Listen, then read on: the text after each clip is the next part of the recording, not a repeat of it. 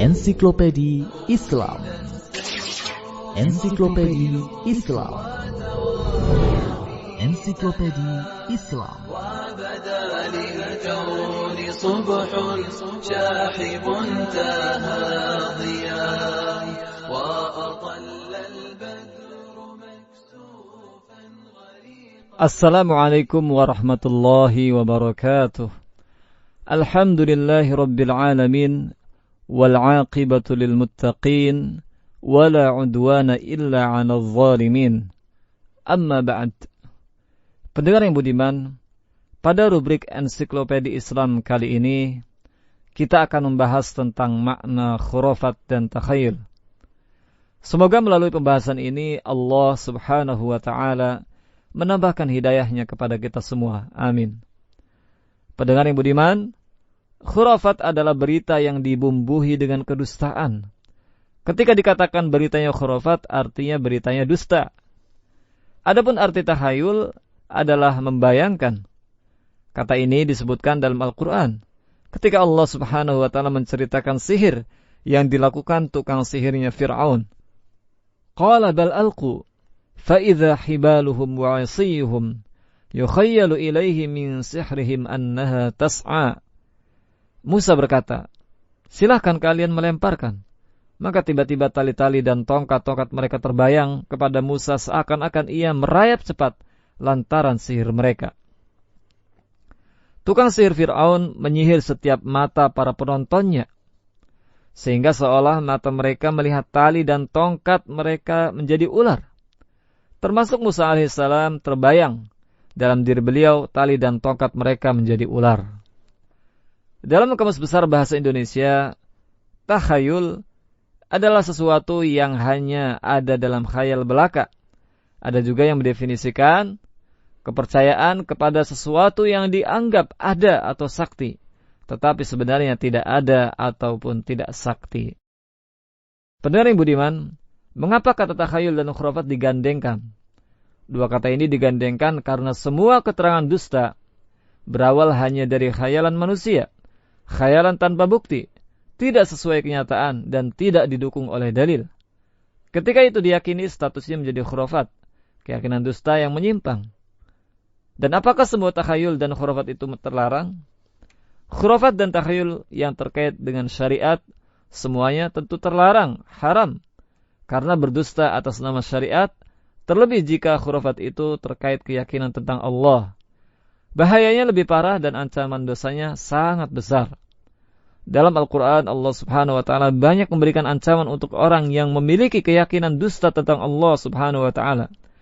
Di antaranya adalah firman Allah Subhanahu wa ta'ala, فَمَنِ افْتَرَى عَلَى اللَّهِ الْكَذِبَ مِنْ بَعْدِ ذَلِكَ فَأُولَئِكَ هُمُ الظَّالِمُونَ. Maka barang siapa mengada-ngadakan dusta terhadap Allah sesudah itu, maka merekalah orang-orang yang zalim. Ayat ini bercerita tentang sikap pembagian Bani Israel yang menetapkan hukum halal haram di masa sebelum turunnya Taurat. Pernyataan mereka tanpa bukti Allah sebut sebagai dusta atas nama Allah.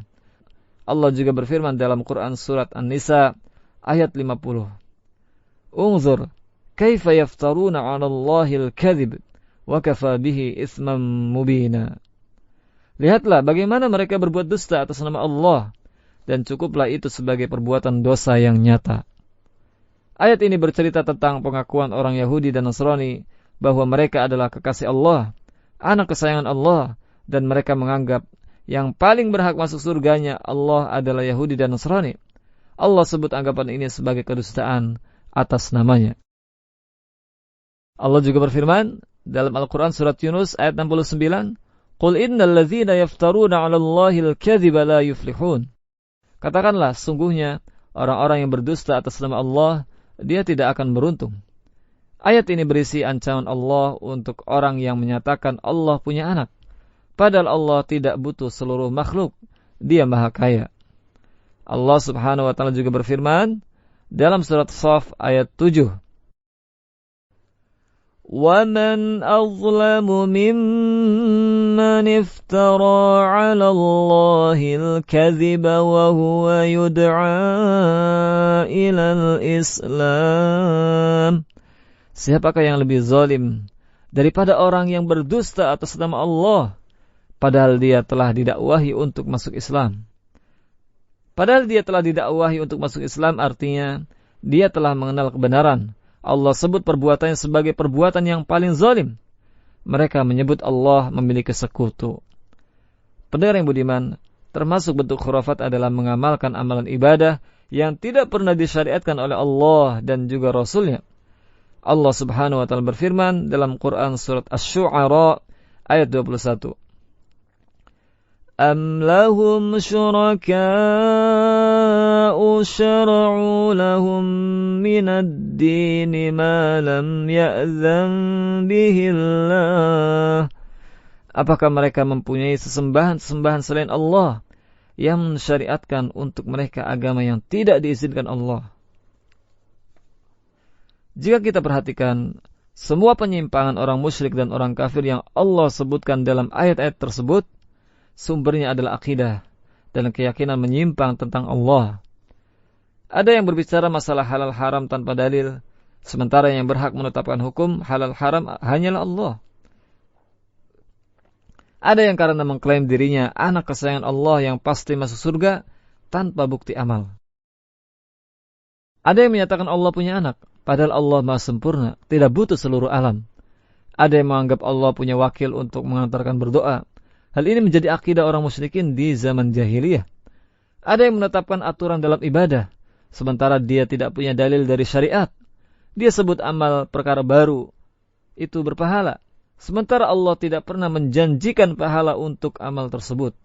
Karena itulah bahwa berbicara ngawur dan dusta tentang Allah, menyampaikan informasi tentang Allah tanpa ilmu terlebih jika disertai kedustaan adalah sumber dari segala kesesatan. Pendengar, banyak dari kaum muslimin yang terjebak dalam virus khurafat dan takhayul yang mengatasnamakan Allah serta agama Islam. Tidak ada jenis keharaman yang lebih parah di sisi Allah melebihi berbicara atas nama Allah tanpa ilmu. Karena saat itu ia telah berdusta dengan informasi atas nama Allah. Dan lebih berat dosanya daripada tindakan khurafat ini. Karena ini adalah sumber segala kesyirikan dan kekufuran. Khurafat dan takhayul pasti akan berdampak kepada akidah seseorang. Karena akidah atau keyakinan menaruh peranan penting dalam hidup manusia. Akidah adalah pengendali hidup. Orang akan semakin mudah mentaati Allah ketika akidahnya benar. Kita bisa lihat orang kafir dan orang musyrik menjadi manusia yang sangat jahat dan bengis di alam ini. Sebabnya adalah karena mereka memiliki akidah yang sesat. Pendengar yang budiman, sebagai contoh sederhana saja, kita bisa bandingkan akidah kaum muslimin dengan akidah yang sudah terpolusi dengan khurafat seperti mereka mengaku muslim, mengaku menyembah Allah, mengaku keberadaan Nabi yang sama dengan kita, mengakui adanya malaikat, surga-surga dan lain sebagainya. Tetapi di saat yang sama mereka punya penyimpangan besar dalam masalah akidah. Mereka pun menganggap Al-Quran yang ada di tengah kaum muslimin sudah tidak asli lagi.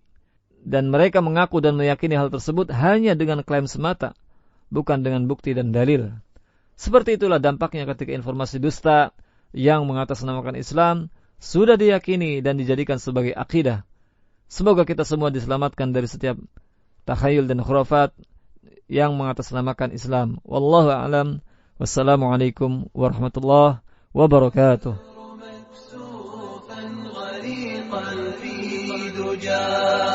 وغدا الكون أسيفا باكيا يروي أساه